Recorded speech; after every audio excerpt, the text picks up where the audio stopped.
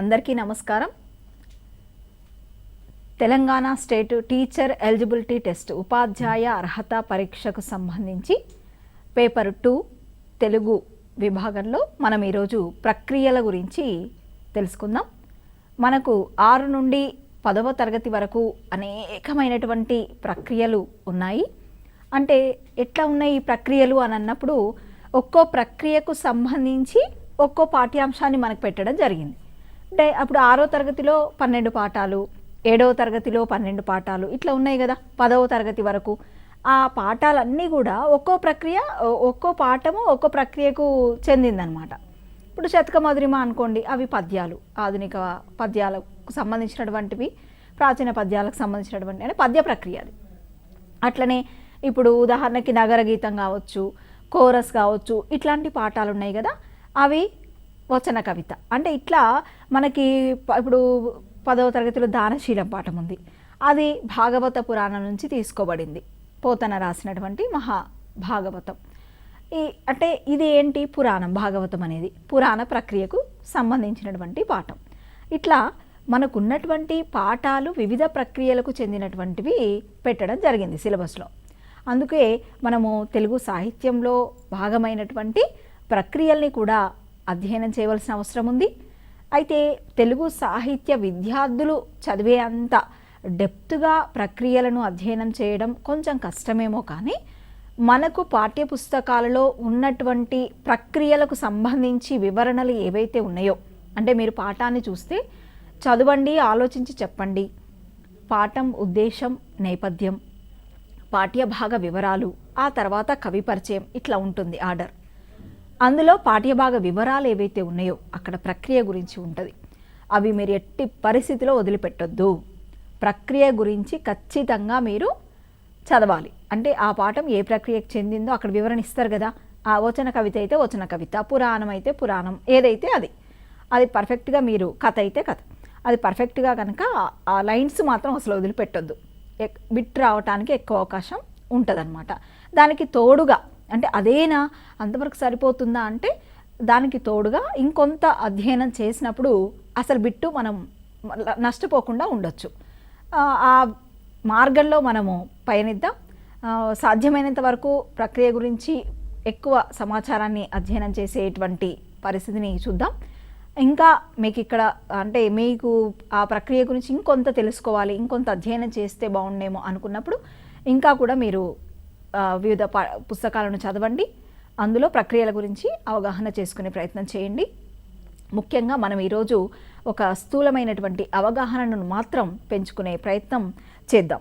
అసలు మనకు 6 నుండి 10వ తరగతి వరకు ఏ ఏ ప్రక్రియలు ఉన్నాయి అని ఒక లిస్ట్ నేను చేశాను, అవి చూద్దాం. ప్రక్రియల్లో పురాణం ఉంది, ఇతిహాసం, శతకం, ప్రబంధం, కావ్యం, కథాకావ్యం, ద్విపద, కథానిక, కథ పర్యాయ పదాలవి, ఖండకావ్యం, గేయం, జానపద కథ, పాట, వచన కవిత, సంభాషణ, వ్యాసం, అభినందన వ్యాసం, సంపాదకీయ వ్యాసం, భాషా వ్యాసం, చారిత్రక వ్యాసం, ఆత్మకథ, జీవిత చరిత్ర, గేయ కథ, బుర్రకథ, గజల్, పీఠిక, యాత్రా రచన, రేడియో ప్రసంగం, లేఖ, స్వగతం, అనువాద కథ, కరపత్రం. ఇన్ని ప్రక్రియలు మనకు తెలవాల్సిందే. ఇన్ని ప్రక్రియలకు సంబంధించిన అవగాహన మనం పొందాలి, తప్పదు. ఎందుకంటే ప్రక్రియల నుంచి ఖచ్చితంగా ఒక బిట్, అంటే ఏదైనా ఒక లైన్ ఇచ్చి దీనికి ఇప్పుడు ప్రాచీనమైన అని క్రింది పురాణం అనగా అని ఇవ్వచ్చు. అంటే ప్రాచీనమైన అనో లేకపోతే దానికి సంబంధించినటువంటి ఇతర వేరే అంశాలు ఇచ్చినప్పుడు మనము గుర్తించగలగాలి అసలు పురాణం అంటే ఏంటి అనేది. మనకు తెలిసినప్పుడే కదా మనం ఆ బిట్ చేయగలిగేది. అట్లనే ఇతిహాసం అనగా, లేదా రామాయణ మహాభారతాలు ఏంటి, ఇంత చిన్నగా అడిగితే సంతోషమే.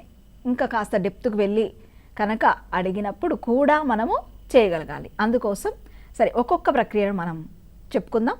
అందులో భాగంగా గతంలో వచ్చినటువంటి కొన్ని ప్రశ్నలను కూడా చర్చిద్దాం. ముందుగా మనము పురాణం గురించి చూద్దాం. పురాణం అంటే ప్రాచీనమైన అని అర్థం. పురాణం అంటే ఏంటి, ప్రాచీనమైన అని అర్థం. మీకు ఈ నోట్స్ కూడా ఈ పాయింట్స్ మ్యాక్సిమం ఉపయోగపడతాయి. ఇవి రాసుకోండి లేదా మీ చూసుకోండి మొత్తానికి స్క్రీన్ మీద. పురా భవమితి పురాణం, ఇది శబ్ద కల్పద్రుమం నుంచి అంటే ఈ పుస్తకం నుంచి మనకున్నటువంటి నిర్వచనము పురా భవమితి పురాణం. అంటే ఇట్లా కూడా అడిగినటువంటి సందర్భాలు డిఎస్సీలలో ఉన్నాయి. అంటే ఒక నిర్వచనం ఇచ్చి ఈ నిర్వచనం ఇక్కడ నుంచి తీసుకోబడింది అని చెప్పి అట్లా అడిగిన సందర్భాలు ఉన్నాయి. కాబట్టి సరే ఇంత డెప్త్గా మిమ్మల్ని అడుగుతారా అంటే అది మన ఊహకు అందని కొన్ని విషయాలు ఉంటాయి. కాబట్టి సరే కొంత అధ్యయనం అయితే చేద్దాం. చాలా ఉంటాయి, కొన్నన్నా తెలుసుకునే ప్రయత్నం. పురా భవమితి పురాణం అంటే శబ్ద కల్పద్రుమం నుంచి ఆ నిర్వచనం పురాణానికి ఇవ్వడం జరిగింది. పురా అపి నవం పురాణం, పురా అపి నవం పురాణం, ఇది యాస్కుడు నిరుక్తం రాసినప్పుడు అందులో చెప్పడం జరిగింది పురాణానికి సంబంధించి. ఆ తర్వాత ఇంకా ఈ పురాణానికి సంబంధించి వేదాలను ప్రభు సంహితాలు అంటారని, వేద ధర్మాన్ని కథలుగా ఆఖ్యానాలుగా చెప్పడాన్ని పురాణం అంటామని అంటారు. అంటే పురాణం అంటే ప్రాచీనమైన అనుకున్నాం కదా, అంటే ప్రాచీనమైనటువంటి కథలు చెప్పడమే. ఇంకా ఇక్కడ అంటే ఇప్పుడు వేదాలు ఏందనంటే సూటిగా ఇట్లా ఆర్డర్ చేసినట్టుగా మనకు విషయాన్ని చెప్తూ ఉంటాయి అన్నమాట. అందుకని వాటిని ప్రభు సంహితాలు అంటాం. ఇట్లాంటి బిట్లు వచ్చినాయండి గతంలో. అంటే ఇక్కడ పురాణాల గురించి చెప్పుకోవాల్సి వస్తుంది కాబట్టి ఇది కూడా కొంత ఇవ్వడం జరిగింది. వేదాలను ప్రభు సంహితాలు అంటారు. వేద ధర్మాన్ని కథలుగా ఆఖ్యానాలుగా చెప్పడాన్ని పురాణం అంటారు. ఆ తర్వాత మరి పురాణాలను ఏమంటారు అంటే మిత్ర సంహితాలు అంటాం. మిత్రుడిలాగా చెప్తాయి పురాణాలు. వేదాలు ఎట్లా చెప్తాయి? ఒక ప్రభువులాగా, ఒక రాజులాగా, ఒక ఆజ్ఞాపనలాగా ఉంటాయి, చెప్తూ ఉంటాయి, ఉపదేశం ఇస్తూ ఉంటాయి. ఇక్కడ పురాణాలు అట్లా కాదు, ఒక ఫ్రెండ్ లాగా చెప్తాయి, మిత్ర సంహితాలు అంటాం. అందుకని ఇప్పుడు పురాణం గురించి మనం తెలుసుకోవాలి కాబట్టి ఈ క్రింది వారిలో మిత్ర సంహితాలు అని వేటిని అంటారు అన్నప్పుడు పురాణాలను మనకు తెలవాలి కదా. అందుకోసం పురాణాలను మిత్ర సంహితాలు అంటారు. కావ్యాలను కాంతా సంహితాలు అంటారు. అంటే కావ్యాలు కాంతా సంహితాలుగా, అంటే కాంతతో ఉంటే వచ్చేటువంటి అదే ఆనందం ఎట్లా ఉంటుందో అట్లా కావ్యాలు వర్ణనాత్మకంగా ఉంటాయి కాబట్టి ఆ ఉద్దేశంతో కావ్యాలను కాంతా సంహితాలు అంటారు. ఇక పురాణం పంచలక్షణం అని చెప్పింది ఎవరు అంటే అమరసింహుడు. పురాణానికి ఎన్ని లక్షణాలు ఉంటాయండి? 5 లక్షణాలు ఉంటాయి. దీనికి సంబంధించిన వివరణ మన పాఠ్యపుస్తకంలో ఉంది కాబట్టి ఖచ్చితంగా మనం పురాణానికి ఉన్న లక్షణాలని తెలుసుకోవాల్సిందే.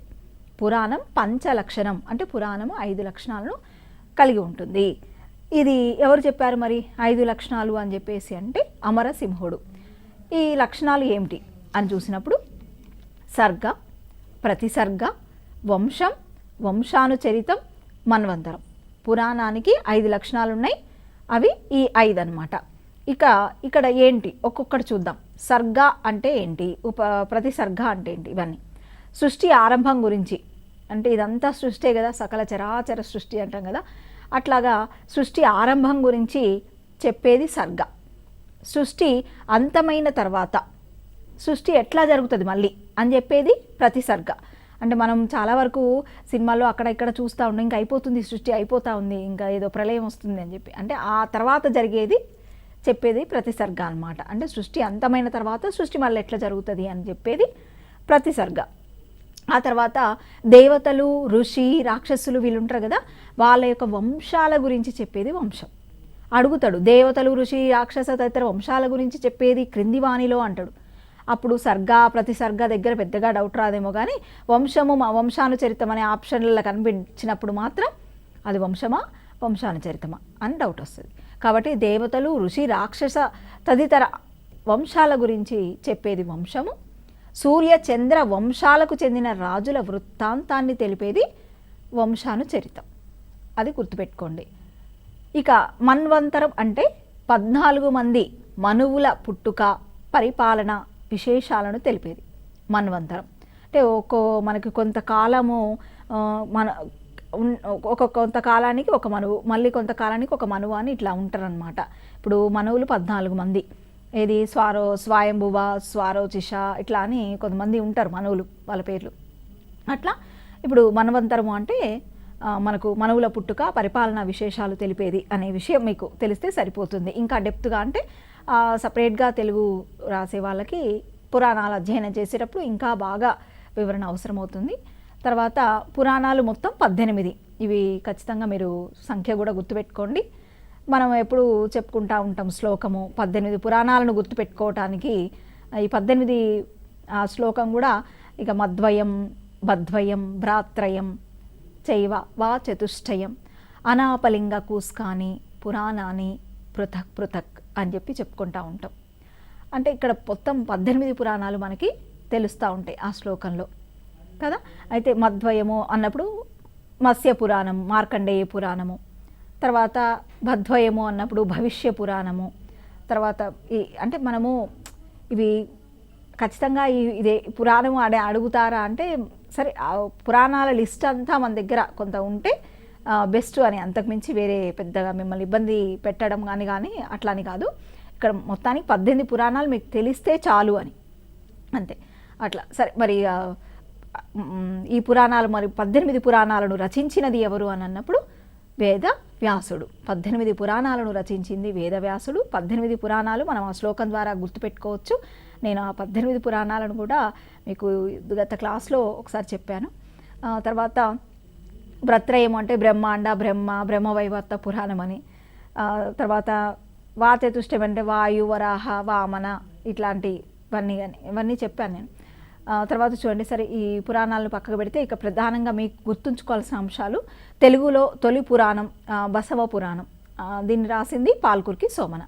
తెలుగులో తొలి పురాణం బసవ పురాణం రాసిన వారు పాల్కురికి సోమన. ఎందుకంటే పాల్కురికి సోమనకు సంబంధించి మళ్ళీ మన కవుల్లో కూడా అధ్యయనం చేస్తాము. ఇక్కడ ఇది ప్రధానంగా గుర్తుపెట్టుకోండి.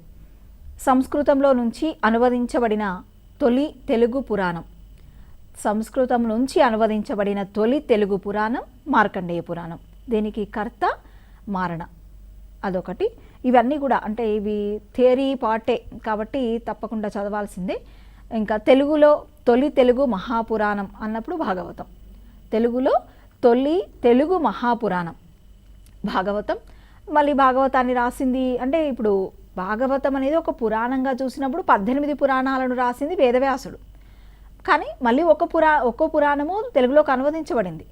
పురాణాలను చాలా భాషల్లోకి అనువదించుకోవడం జరిగింది. అట్లా మన తెలుగులోకి కూడా ఒక్కొక్క కర్త ఉంటారు కదా తెలుగులోకి అనువదించినప్పుడు. అట్లా ఇక్కడ భాగవతము అనేటువంటి పురాణాన్ని అనువదించిన కవి పోతన. తర్వాత పాల్కురికి సోమన, మారణ, పోతన, వీళ్ళ ముగ్గురిని మనం ఏమంటామంటే పురాణ కవిత్రయం అని పిలుస్తారు. పురాణ కవిత్రయం అంటే గుర్తుపెట్టుకోండి, పాల్కురికి సోమన, మారణ, పోతన. తర్వాత 10వ తరగతిలో మనకి దానశీలం పాఠం, మొదటి పాఠం ఉంటుంది. ఆ పాఠము శ్రీ మహాభాగవతం నుంచే తీసుకోబడింది. శ్రీ మహాభాగవతం నుంచి అందులో అంటే ఒక స్కంధం ఉంటుంది, ఆ స్కంధం నుంచి దీన్ని తీసుకోవడం జరిగింది. అంటే వామన చరిత్ర నుంచి అట్లా. అంటే మీకు ఆ ప్రక్రియ తెలవాలి. అక్కడ దానశీలం అనేది మహాభాగవతం అనే పురాణ ప్రక్రియకు చెందినది అనేది తెలవాలి. అట్లా మీరు ఏ పాఠాన్ని చూసినా నేను ఇప్పుడు ప్రక్రియలు చెప్పేటప్పుడు ఆ పాఠము చదివినప్పుడు కొంత మీకు గుర్తుకొచ్చే అవకాశం ఉంటుంది. తర్వాత ఇతిహాసం. ఇతిహాసం అంటే ఇతి ప్లస్ హా ప్లస్ ఆసం. ఇతిహాసం ఇతి ప్లస్ హా ప్లస్ ఆసం అంటాం. అంటే ఈ విధంగా జరిగింది అని అర్థం. ఇతిహాసం అంటే ఈ విధంగా జరిగింది అని అర్థం. ఎలాంటి సంశయం లేకుండా నిజంగా ఇట్లా ఉంది, ఇట్లా జరిగింది అని ఇప్పుడు చెప్పడం అనమాట. ఇక్కడ అట్లా ఏది చెప్తుంది అంటే మధ్యలో ఉన్న హా చెప్తుంది. అంటే ఇట్లాగే జరిగింది అని ఆ రూఢి చేయటం హా అనే అక్షరం ద్వారా అర్థమవుతుంది అనమాట. ఇక ఇతిహాసంలో కథకు ఎక్కువ ప్రాధాన్యం ఉంటుంది. కథలు వాస్తవంగా వీటిని తొల్లిటి కథలు అనేవాళ్ళు ఇతిహాసాలని. ఈ కథలు గ్రంథస్థం కాకముందు వాగ్రూపంలోనే ఉండేవట. మనకు మామూలుగా ఇతిహాసాలు చూసినప్పుడు మహాభారతము, రామాయణాన్ని ఇతిహాసాలు అని మనకు తెలుసు. అవి ప్రధానంగా భారతీయ ఇతిహాసాలలో కూడా ప్రాచీనమైనది రామాయణమే. అట్లాగే మళ్ళీ ప్రపంచ ఇతిహాసాలలో గొప్ప ఇతిహాసం అన్నప్పుడు మాత్రం మహాభారతం. ఇది గుర్తుపెట్టుకోవాలి. భారతీయ ఇతిహాసాలలో ప్రాచీనమైనదేమో రామాయణం, రామాయణాన్ని ఆది కావ్యం అని కూడా అంటాం కదా. అట్లాగే ప్రపంచ ఇతిహాసాలలో గొప్ప ఇతిహాసం ఏది అని అంటే మహాభారతం.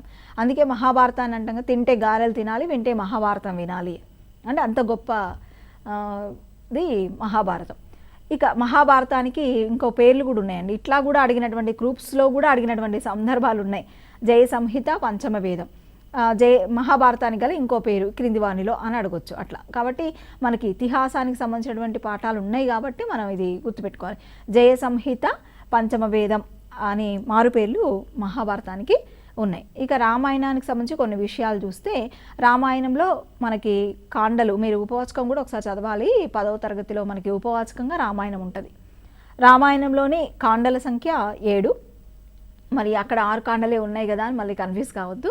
ఇక్కడ ఉత్తరకాండ చేర్చడం జరిగింది, అది చెప్తాను నేను ఇప్పుడు. 1 బాలకాండ, అయోధ్యకాండ, అరణ్యకాండ, కిష్కింధకాండ, సుందరకాండ, యుద్ధకాండ, ఉత్తరకాండ. ఇవి మొత్తం 7 కాండలు కదా. అయితే తెలుగులో తొలి రామాయణం రంగనాథ రామాయణం. ఈ ఉత్తరకాండ ఉంది కదా, ఈ ఉత్తరకాండని ఏంటంటే కాచభూపతి వీళ్ళు ఉంటారనమాట, వీళ్ళ అబ్బాయిలు మనకి వాళ్ళు పూర్తి చేస్తారు కాబట్టి దానికి ఉత్తరకాండ అని చెప్పేసి ఒక కాండ ఉంటుంది. సరే, తెలుగులో తొలి రామాయణం రంగనాథ రామాయణము, అది రచించిన కవి గోనబుద్ధారెడ్డి.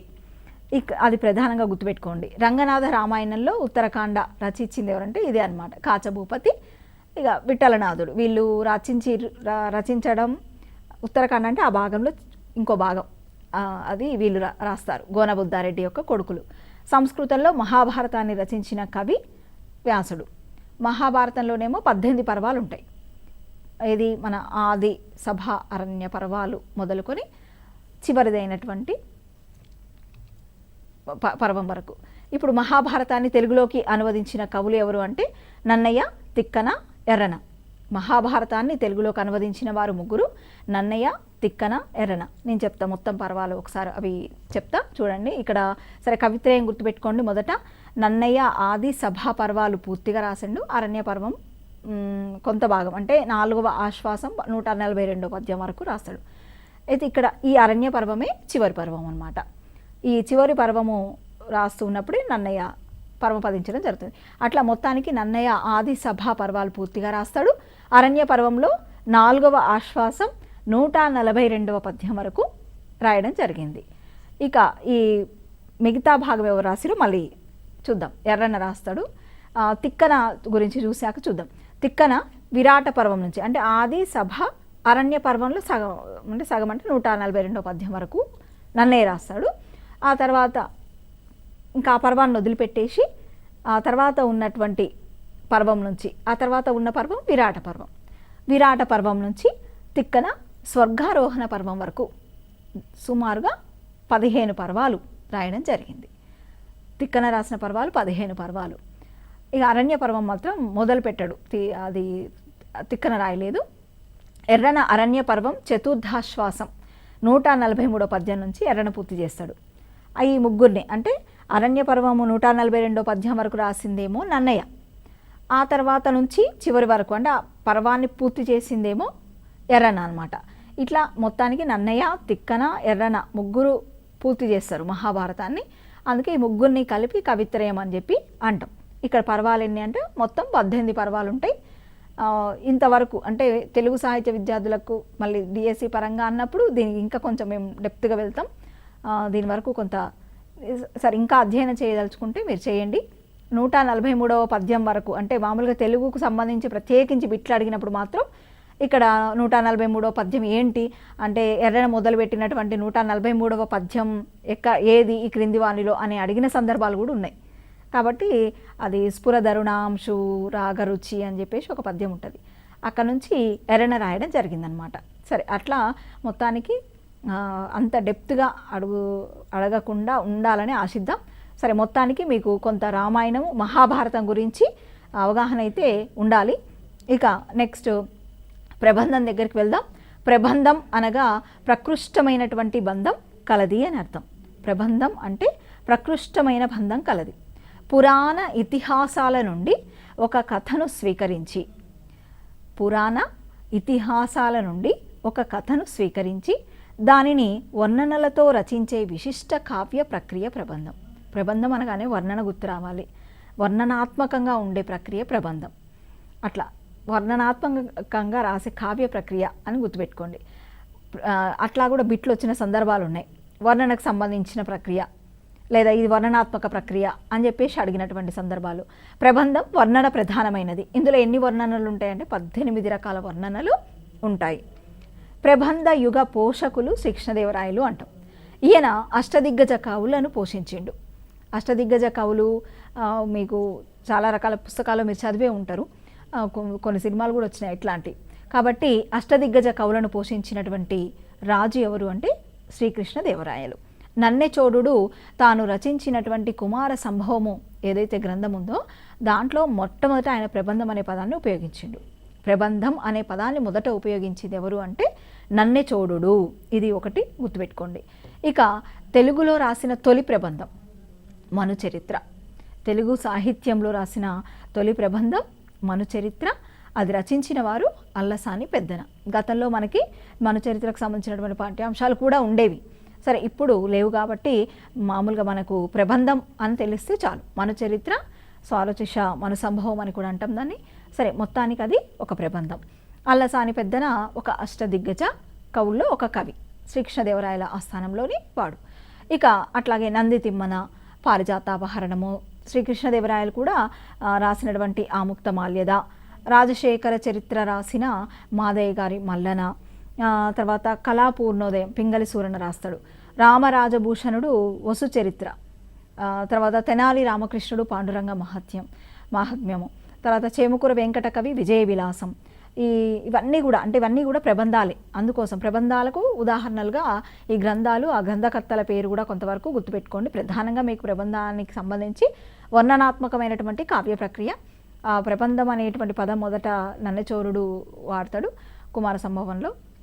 ఇట్లాంటి శ్రీకృష్ణదేవరాయల కాలాన్ని మనం ప్రబంధ యుగంగా పిలుస్తూ ఉంటారు. ఇవన్నీ కొంతగా నేర్చుకోండి. తర్వాత మనకున్న అంటే కొన్ని పాఠాలు కూడా సరే, అవి 9వ తరగతిలో ధర్మార్జునులు చేమకూర వెంకట కవి రాస్తాడు కదా, అది విజయ విలాసం. అక్కడ నుంచే మీకు తీసుకొని ఆ పాఠం ఒక భాగాన్ని పెట్టడం జరిగింది. కాబట్టి తర్వాత శతకం. ఈ శతకం మనకి ప్రత్యేకంగా కూడా ఇవ్వడం జరిగింది సిలబస్లో. శతకము అంటే 100 పద్యాలు గల రచన అని అర్థం. అయితే 100 కంటే ఎక్కువ కూడా ఒక్కోసారి కనిపిస్తూ ఉంటాయి.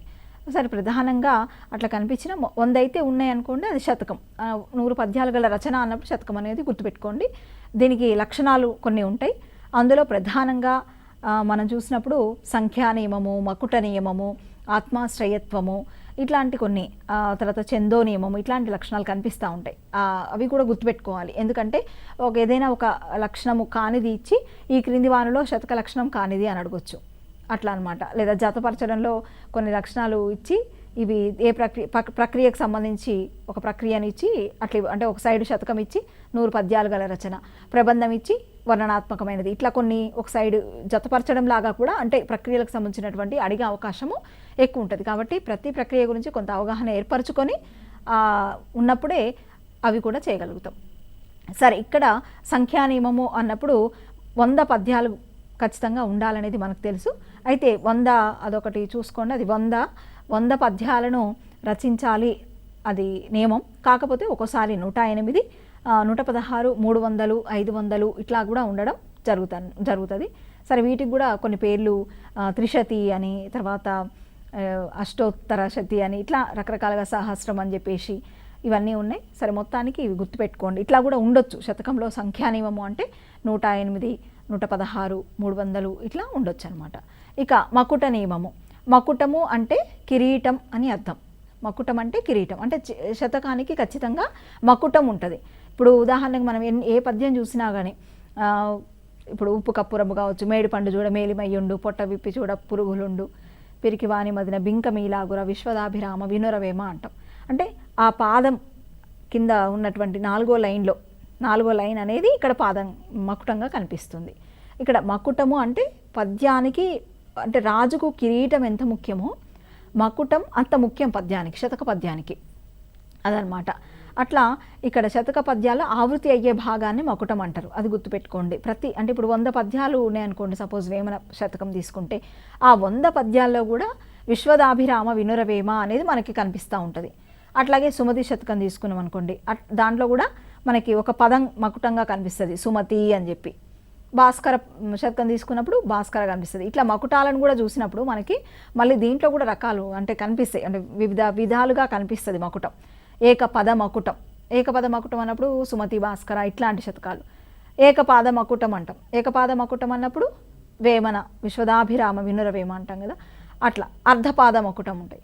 దాశరథి కరుణాపయోనిధి అని చెప్పేసి ద్విపాద మకుటాలు ఉంటాయి. ఏది మన కాసుల పురుషోత్తమ కవి రాసిన ఆంధ్రనాయక శతకం లాంటి, అందులో 2 పాదాలు మనకి కనిపిస్తూ ఉంటాయి. కాబట్టి ఇట్లా అంటే మకుటం అనేది మీరు గుర్తుపట్టగలిగితే చాలు. ఛందో నియమము, మకుటం ఉన్నటువంటి ఛందస్సులోనే శతకం ఉంటుందన్నమాట. అంటే ఒక పద్యము మొదట కవి, శతక కవి ఏ ఛందస్సులో అయితే రాస్తాడో వారు రాసేటువంటి మిగతా 199 పద్యాలు కూడా అదే ఛందస్సులో సాగుతాయి అన్నమాట. కాబట్టి ఉత్పలమాల అయితే ఉత్పలమాల, సుమతి కంద అయితే కంద, అట్లా మొత్తానికి అదే విధమైనటువంటి కోవలో అదే ఛందస్సులో సాగుతాయి. కాబట్టి ఛందో నియమం ఖచ్చితంగా ఉంటుంది అని చెప్తాం. ఇక్కడ ముక్తక నియమము, అది ఛందో నియమం. సరే ఉదాహరణకు సరే ఛందో నియమానికి సుమతి శతకం తీసుకుంటే అన్ని కంద పద్యాలు కనిపిస్తాయి. వేమన శతకం తీసుకుంటే ఆట వెలది కనిపిస్తాయి. దాశరథి శతకం తీసుకుంటే ఉత్పల చంపకమాలలు కనిపిస్తాయి మనకి. ఇట్లా అన్నమాట. అంటే ఒక్కో శతకం ఒక్కో రకమైనటువంటి ఛందస్సులో కవులు రాయటం జరుగుతుంది. అది ఓకే. నెక్స్ట్ ముక్తక నియమం. శతకంలోని పద్యాలు ముక్తకాలుగా ఉంటాయి. శతకంలోని పద్యాలు ముక్తకాలుగా అంటే ముక్తకం అంటే ఇక్కడ దేనికదే అనమాట. ఇక అంటే ఆ ఉపదేశించే నీతి ఏదైతే ఉంటుందో ఆ ఒక పద్యము, ఆ పద్యానికి ఆ భావం అంతవరకే అనమాట. ఇంకా నెక్స్ట్ పద్యం మళ్ళీ వేరే భావంతో మనకు కనిపిస్తుంది. అంటే ఒక పద్యానికి మరొక పద్యానికి సంబంధం ఉండదు, స్వతంత్రంగా ప్రతి పద్యం కూడా ఉంటుంది. అది ముక్తక నియమం. తర్వాత ఆత్మాశ్రయత్వం. సాధారణంగా శతకాలు ఆత్మాశ్రయ ధోరణిలో ఉంటాయి అన్నమాట. ఇక్కడ అంటే కవి తన ఆత్మని నివేదన చేస్తూ ఉన్నట్టుగా మనకి కనిపిస్తూ ఉంటుంది. కాబట్టి ఇట్లాంటి లక్షణాన్ని కూడా మనం శతకానికి చెప్తాం. సరే మొత్తానికి సంఖ్యా నియమం, ఛందో నియమం, మకుట నియమం, ఆత్మాశ్రయత్వం ఇట్లా అన్నీ కూడా ఒకసారి చదవండి, గుర్తుపెట్టుకునే ప్రయత్నం చేయండి. శతక లక్షణాలుగా గుర్తించండి వాటిని. తర్వాత తొలి తెలుగు శతకం శివతత్వ సారం. కానీ ఇది ఏంటంటే సంపూర్ణ లక్షణాలు అది మల్లికార్జున పండితారాధ్యుడు రాసినటువంటి ఈ శివతత్వ సారానికి పూర్తి లక్షణాలు ఉండవు. అందుకని మొదటి శతకం అని చెప్తాము. కాకపోతే సంపూర్ణ శతక లక్షణాలు కలిగినటువంటి తొలి తెలుగు శతకం అని ఇచ్చినప్పుడు మాత్రం మనం వృషాధిప శతకమే చెప్పాలి. వృషాధిప శతకము రచించిన వారు పాల్కురికి సోమన. ఇక్కడ ప్రధానంగా 2 బిట్లు గుర్తుపెట్టుకోండి. తొలి తెలుగు శతకం శివతత్వ సారం. రాసింది ఎవరు? మల్లికార్జున పండితారాధ్యులు. కానీ ఇది సంపూర్ణ లక్షణాలు లేనిదన్నమాట. ఆ తర్వాత సంపూర్ణ శతక లక్షణాలతో కూడిన తొలి తెలుగు శతకం అన్నప్పుడు మాత్రం వృషాధిప శతకం. దీన్ని రచించింది పాల్కురికి సోమన. ఈ విషయం గుర్తుపెట్టుకోవాలి. తర్వాత కథానిక, కథ, ఈ 2 కూడా పర్యాయ పదాలుగానే మనం భావిస్తూ ఉన్నారు నేటి రోజుల్లో. కొత్త బాట, మనకున్నటువంటి పాఠాల్లో తీయని పలకరింపు, చిన్నప్పుడే, నాయనమ్మ, స్నేహబంధం, ఇట్లా దాదాపు ప్రతి క్లాస్లో కూడా మనకి ఇవి కనిపిస్తూనే ఉన్నాయి. 6-7 తరగతిలో నాయనమ్మ స్నేహబంధం, 8వ తరగతిలో చిన్నప్పుడే, తీయని పలకరింపు 9వ తరగతిలో, కొత్త బాట 10వ తరగతిలో ఇట్లా. సరే మొత్తానికి ఇవన్నీ కూడా కథానిక ప్రక్రియకు చెందినవి. సరే కథ అంటే చూద్దాం. కథ అంటే ప్రాచీనమైన ప్రక్రియ, కథానిక అంటే ఆధునిక ప్రక్రియగా చెప్తూ ఉంటాం. సరే మొత్తానికి తెలుగు సాహిత్యంలో కథ, కథానిక పర్యాయ పదాలు అనే విషయం గ్రహించాలి. ప్రాచీన కాలంలో ఇంకా దీన్ని ఏమనేవారో తెలుసా? కథాకావ్యం. కథాకావ్యము అంటే కావ్యంలాగా కథలు చెప్పుకుంటూ పోయేవాళ్ళు అనమాట. ఈ కథాకావ్యం ఇక్కడ కథల సంపుటి. ఇప్పుడు ఎట్లా అంటే ఒక చైన్ లాగా ఉంటాయి కథలన్నీ కూడా, అల్లిక, ఒక కథలన్నీ ఒక అల్లికలాగా కనిపించాయి. కథాకావ్యం కొన్ని కథల సంపుటి అన్నమాట. ఇక్కడ రమణీయమైనటువంటి కథన విధానం ఉంటుంది, కావ్యంలాగా కనిపిస్తుంది అది. కాబట్టి కథాకావ్యం అన్నారు. కథాకావ్యము అంటే కొన్ని కథల సంపుటి. అది ఎట్లా ఉంటుంది అంటే చాలా అందంగా ఒక కావ్యంలాగా పేర్చినట్టుగా అనిపిస్తూ ఉంటుంది అనమాట. అట్లాంటి కథాకావ్యాలు మనకి ఉన్నాయి. కథాకావ్య ప్రక్రియ కాదుడు ఎవరు అనంటే కేతన. అతడు 13వ శతాబ్దానికి చెందినటువంటి కవి. కేతన రచించింది కథాకావ్యం ఏంటి అంటే దశకుమార చరిత్ర. ఇది కొంత అదనపు సమాచారం అన్నమాట. తెలుగులో తొలి కథాకావ్యం ఇది దశకుమార చరిత్ర. అందుకని తర్వాత దశకుమార చరిత్ర మళ్ళీ సంస్కృతం నుంచి మనకి అనువదించడం జరిగింది. దండి రాస్తాడు దశకుమార చరిత్రని, దాన్ని కేతన తెలుగులోకి అనువదించడం జరిగింది. తర్వాత కథానిక ప్రస్తావన కలిగిన పురాణం, ఇది గుర్తుపెట్టుకోండి బాగా, అగ్ని పురాణం. కథానిక ప్రస్తావన కలిగిన పురాణం అగ్ని పురాణం. ఈ కథానిక లక్షణాలు కూడా సంక్షిప్తత, సమగ్రత, ఏకాగ్రత, తర్వాత నిర్భరత అనేటివి ప్రధానంగా మనకి కనిపిస్తూ ఉంటాయి ఇవి లక్షణాల్లో. సంక్షిప్తత అంటే కథను చెప్పేటప్పుడు సంక్షిప్తంగా, అంటే ఏ విషయం అయితే చెప్తుందో అది మనకు లింకప్ ఉండాలి అట్లా. తర్వాత సమగ్రత అంటే అన్ని విషయాలు సమగ్రంగా చెప్పబడాలి ఆ కథలో. ఏకాగ్రత అంటే సూటిగా ఏ విషయాన్ని అయితే లక్ష్యంగా పెట్టుకున్నారో దాని మీద కాన్సన్ట్రేట్ చేస్తూ కథ రాయడం.